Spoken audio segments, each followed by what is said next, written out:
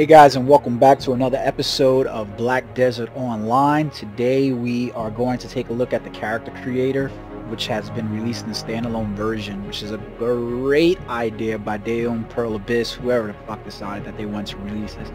Perfect idea. Perfect. And we're going to see why it's a perfect idea here. Like I said, I think this has to be one of the most insane, detail-oriented character creators that I've come across. I think the only other game that I've played like this, we're gonna go in here and create another character. The only one that I've even come across that has any similitude to this in MMO form has been probably Final Fantasy Online, Final Fantasy 14: A Realm Reborn. That's about it. I don't think any other MMO that I've played has had this level of detail, this level of physics inside of it wrapped into one. Now RPGs, standalone games, yeah, I've seen some pretty good character creators, but this one just blows my mind. So the purpose of this video, though, is we want to talk about which character are you, what character do you want to play, and take a look at what character classes are going to be available for CBT2, which has been confirmed for February 18th launch date. Name reservations for characters for those who have pre-ordered the game are going to be available sometime in the first 2 weeks of February, so that should be pretty interesting. I've pre-ordered the game, so I wonder how many of you guys have pre-ordered it.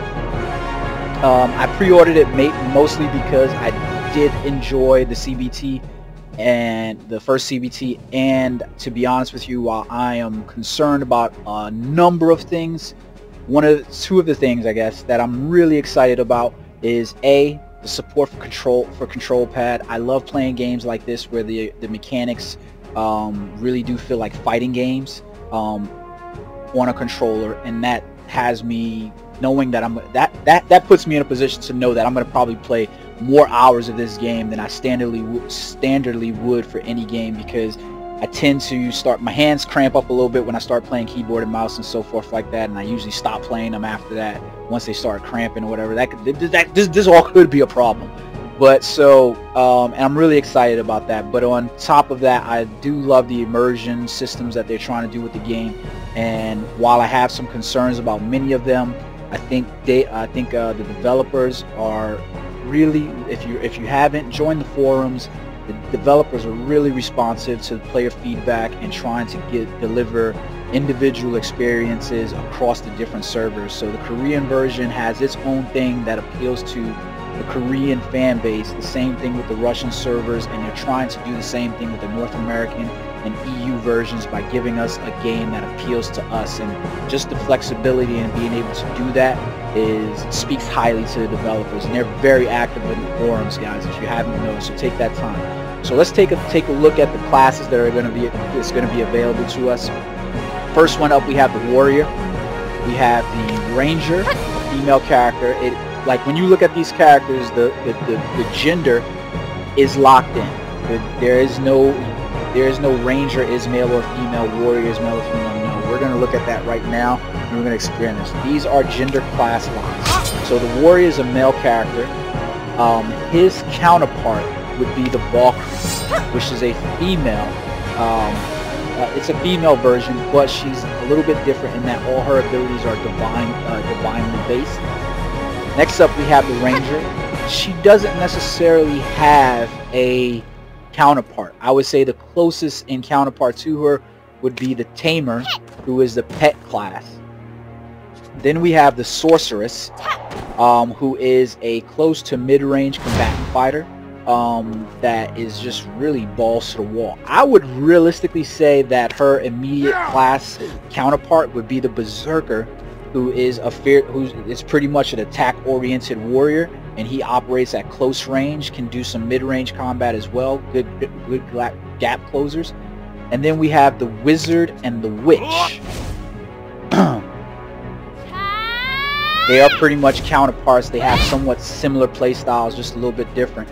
The classes that we are missing, I've been calling them the Kunichi and the Blader for a while now, and that's what they're probably going to stay with me. I know Kunichi just means ninja, but we're going to have the Blader and the appropriately named Plum, which has already been released on the Korean server, but it hasn't been released to us yet. When we're going to get it, I'm expecting a slow rollout of content that's already been in the Korean server, so we're going to probably get those probably in months ahead, and we'll get the Blader and the Plum.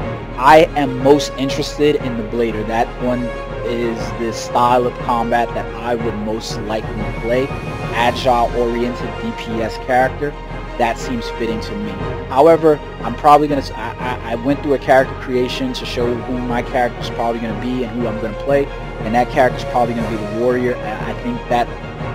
While I would have went for the Berserker, I think the Warrior is probably the character I'm more keen to play than necessarily the Berserker. I like the Berserker playstyle. I played it as in the CBT, but I didn't enjoy it as much as I think I would have. So let's take a look at some of the in-depth information on these characters so that way you guys know exactly what you're getting into. So your warriors, human warriors are basically skill fighters with balanced abilities in both attack and defense. Sword and board buddies as the main weapons, and they're considered, what this says is that they're the best weapon wielders among the races, and we're talking about the humans. They're the best weapon wielders.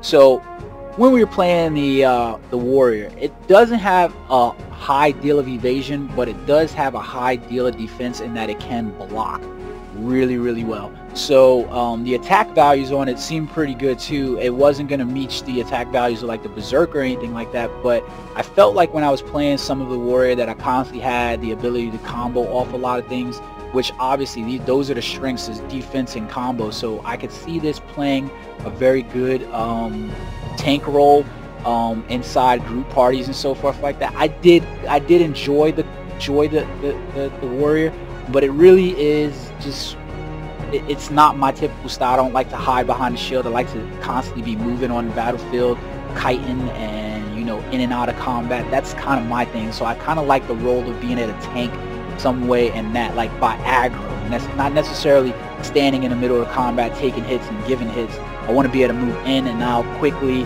and keep attention on me while guys have to move towards me or whatever in order to do that. That's the typical kind of combat I like to play. Valkyrie is the next one that we'll look at, and you can tell that she's pretty much the exact equivalent to the warrior, except that she has a higher defense value. Now, I'm going to assume that her higher defense value comes in part because of what she actually does.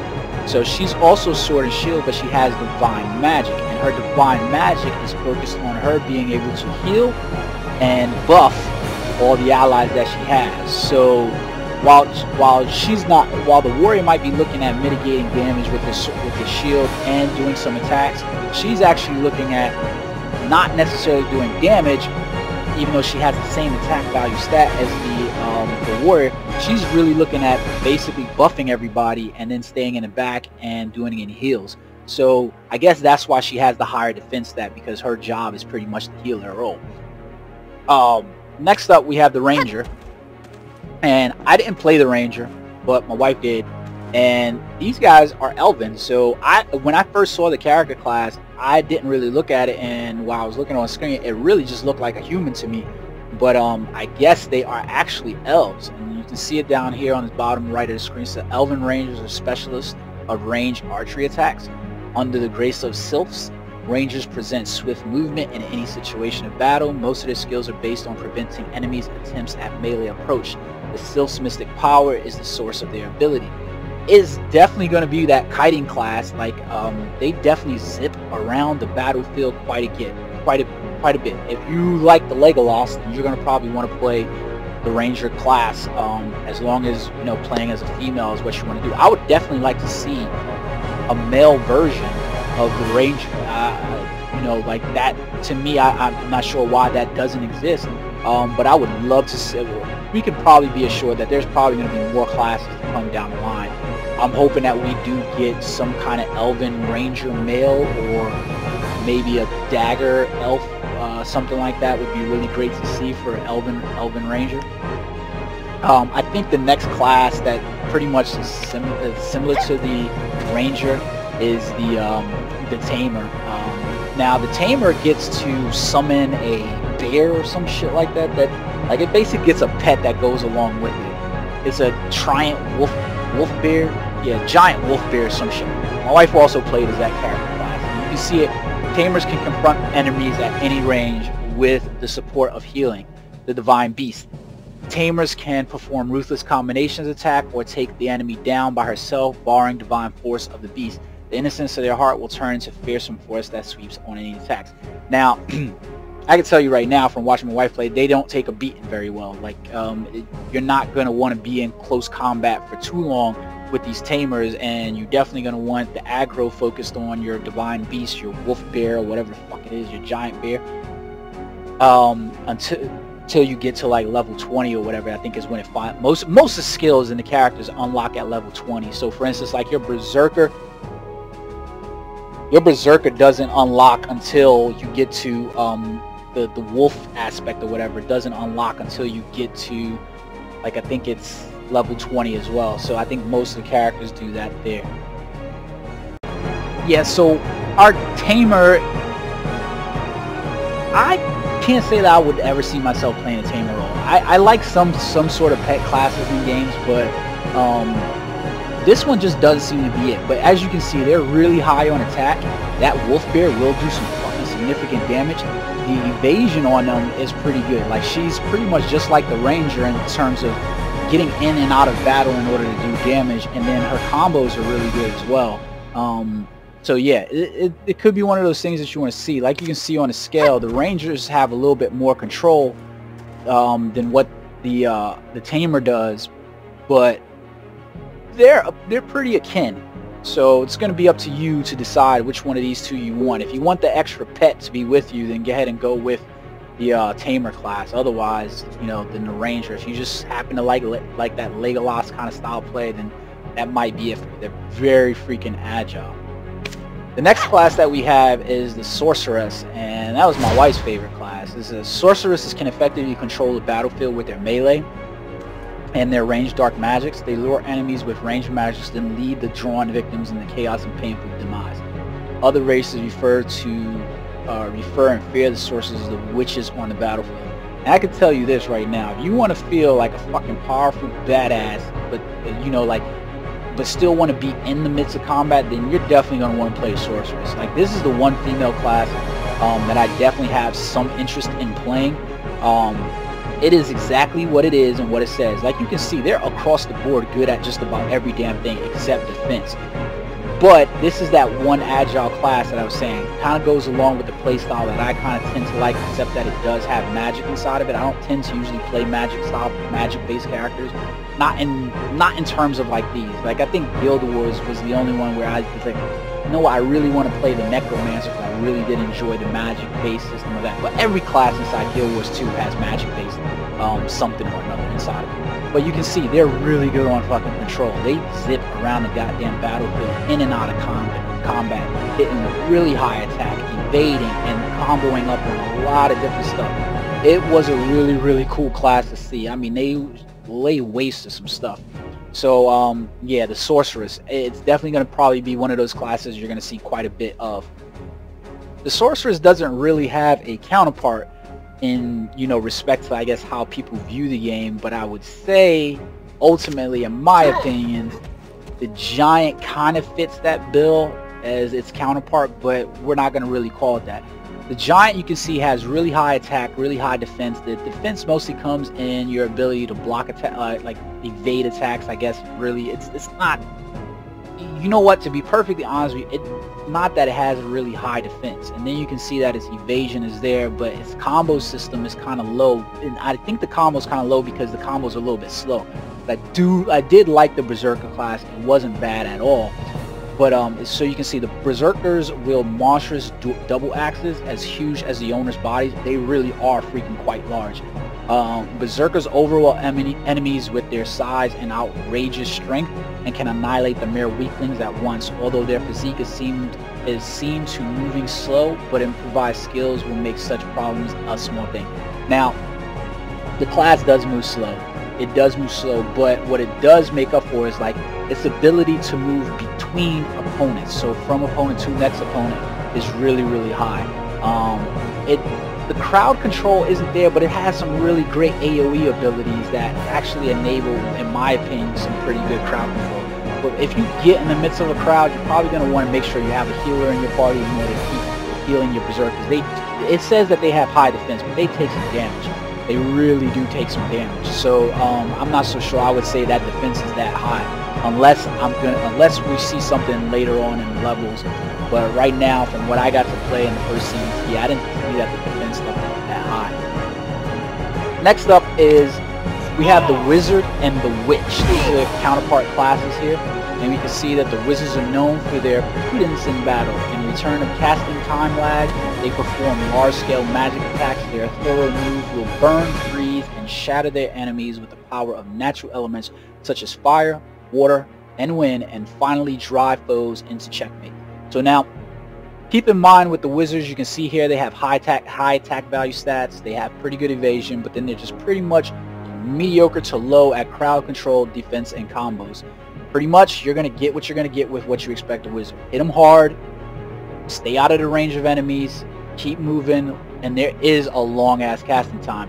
I'm going to imagine that at some point in the gameplay that the casting time will go down, and we won't have that long casting time. If you get, maybe there's going to be things to reduce casting time, is pretty much what I'm saying, because the casting time is quite long. The other things to keep in mind about the Wizards are, they are old looking, and there's not much you can do about it. I pushed out a video inside this, check the playlist, and I tried to make the Wizard look as young as possible. I'm going to try to replicate the process for my characters, because I plan on creating a warrior, a berserker, and a wizard, and then hopefully later on get a blader, and then I might add the sorceress to that family as well. But the wizard, you can't do much. He's old. I suppose that there's some story relation to the wizard being old and not having the possibility of making him look younger. So that's all I could think about it. Which is really weird, because when we look at the witches are the same exact thing. I'm not going to read the little thing over there. You can see it. They're the exact same thing. They're the same thing in terms of attack. Same thing in terms of evasion, all the other stats. The only difference is they're young females. Now, why these females look young and the wizards look old, I don't know, but it brings an interesting dynamic into probably more than likely. I didn't get that far in the story to understand, but maybe for some reason or another, the wizards have to study longer than the females in order to gain their magic. What would you say? Their magic ability is attained easily for the women. Like, I mean, it would kind of make some sort of sense maybe with the witch and the sorceress being somehow related or so forth, but it's hard to say. I didn't get that far in the story, but I am eager to learn more about the story. From what I can tell you about the story, it was very interesting to me. I love the homunculus character that guides you through the story. It reminds me of Full Metal Alchemist Brotherhood quite a bit. And I was really enjoying the story, to be perfectly honest with you. There wasn't any voice acting inside there for CBT1, so I don't know. And I didn't get to see the witch play in CBT1 because the Valkyrie and the witch were not available in CBT1. They're going to be available in CBT2, so I know there's going to be a bunch of people that are going to jump on the Valkyrie and the witch character. The wizard is being considered to be, I guess some people ask whether or not the wizard is the wizard witch, whether or not they're op, because they do have their crowd control abilities are pretty goddamn good, and when you party them up with somebody so that way they're not the main focus of aggro, fucking pretty badass class. So I wonder where that's gonna go in terms of, you know, wizard witch. Now I'm still looking forward, like I said, and I know there's a large contingent of people that really do want that blader and that plum out, which is going to be the same. They're not the warrior and the Valkyrie.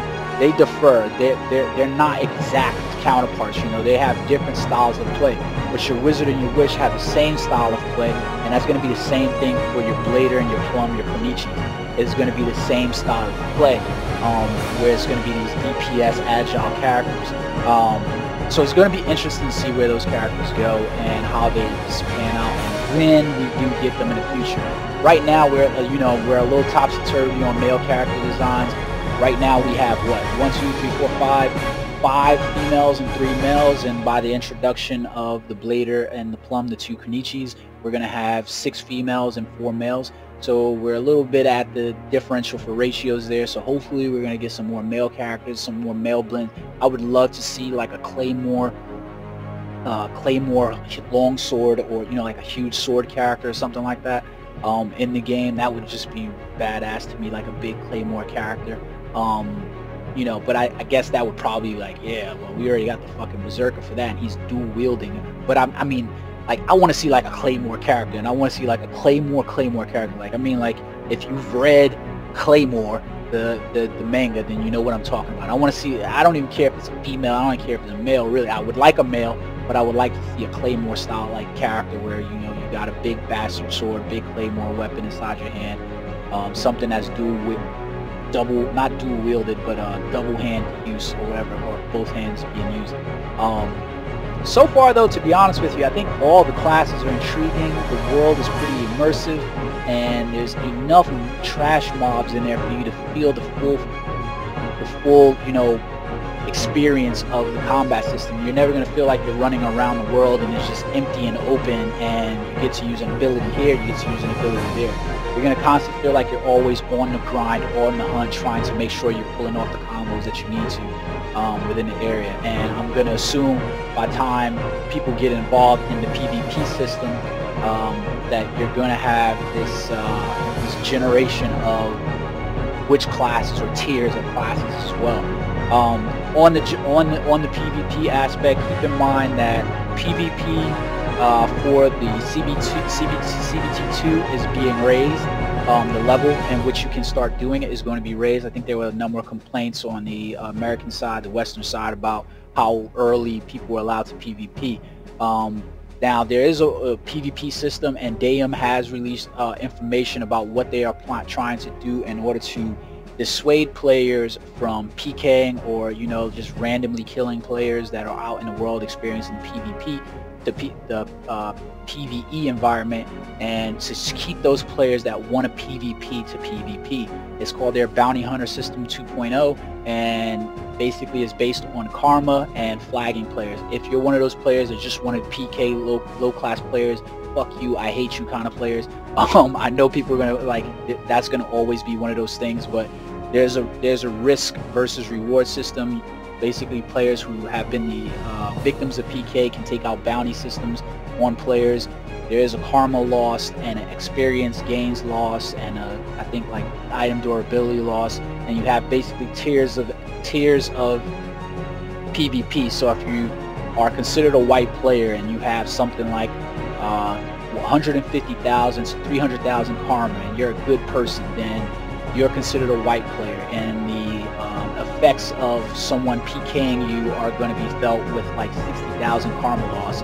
If you're a yellow player, that means you have somewhere between 0 to 150,000 karma points, and the effects are going to be felt there too. It's like 40,000 karma loss for someone killing you. If you love PKing people and you love killing, no problem. I have no problem generally with PKing or stuff like that. I just hate it when it becomes griefing. If you want to run around the world and you want to kill somebody, RP that. But make sure that but feel that the problem I always run into with PKers and people that believe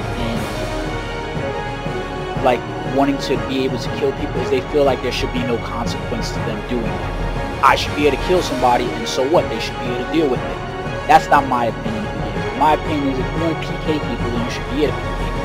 That is perfectly acceptable. But you should have consequences to PKing people. And I think that what the developers are trying to do is trying to find that balance. What is an adequate and appropriate level of punishment or punitive damage to those people who randomly kill people? There's nothing stopping you from PvP in this game. If you want to PvP, you can go up to someone, flag them for PvP, they can flag you back for PvP, and that's it. You head, go to town, PvP, and you're good to go. If you're part of guilds and stuff like that, or factions, and your factions are warring, and you guys are PvPing each other, go ahead, have at it, no problem. There's no points lost. What they are trying to deal with is the fact of you've got someone out in the world trying to enjoy PvE, and they're gathering materials and experiencing the PvE story and trying to accomplish story tasks and things like that, and then they have some random dickwad that comes up to them and slays them for whatever reason.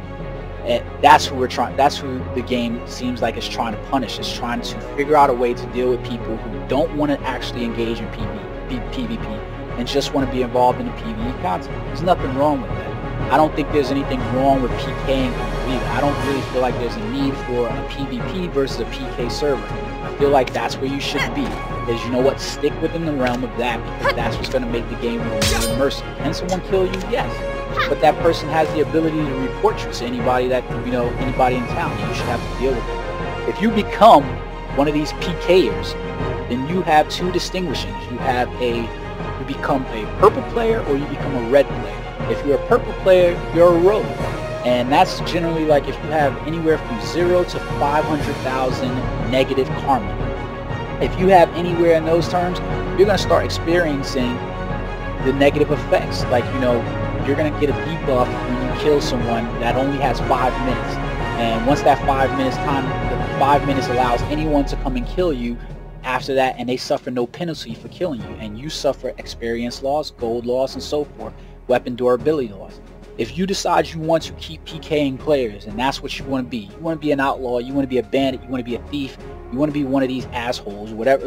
And I don't mean all PKers are assholes. Some people do it within the realm of story and within the realm of RPG, and I find that perfectly acceptable, especially if they understand you're going to be an outlaw. Anywhere from negative 500,000 to negative 1 million, you now become a red player, and that means that you are always flagged for PvP. Nobody receives any losses or anything like that from killing you.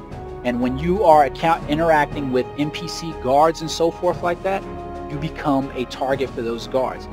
That's the way it should be, in my opinion. It should be that way. If that's what you want to do and you want to PK, then deal with the repercussions of being a PKer. There should not be a consequence-free zone for you in order for you to interact. I wish they would extend that also to instances with like vendors and so forth like that. I'm not sure how that's going to work, but I imagine it's going to have to work, since vendors, the higher your karma is, they will give you cheaper prices and so forth like that in the game. Really interesting gameplay coming. Really interesting characters. I'm dying to see which characters are going to be the top tier, which characters are going to be low tier, how well character balancing is going to be, and so forth in the North American server. It's really hard to compare to Korean server, the Russian server that is already out, because so much has changed since then. Just the karma system alone has changed. So you can't really get someone jump on the video right now and say, hey, you know what, well, you can play the Korean version. It's almost entirely different. And Daem is the developers are being really responsible in trying to make a game that's approachable for the different regions in which they're publishing it out. I love it. I love it. That's what has me really hyped on the game. So guys, let me know in the comments, who are you playing as? Which class are you? Until next time, have fun.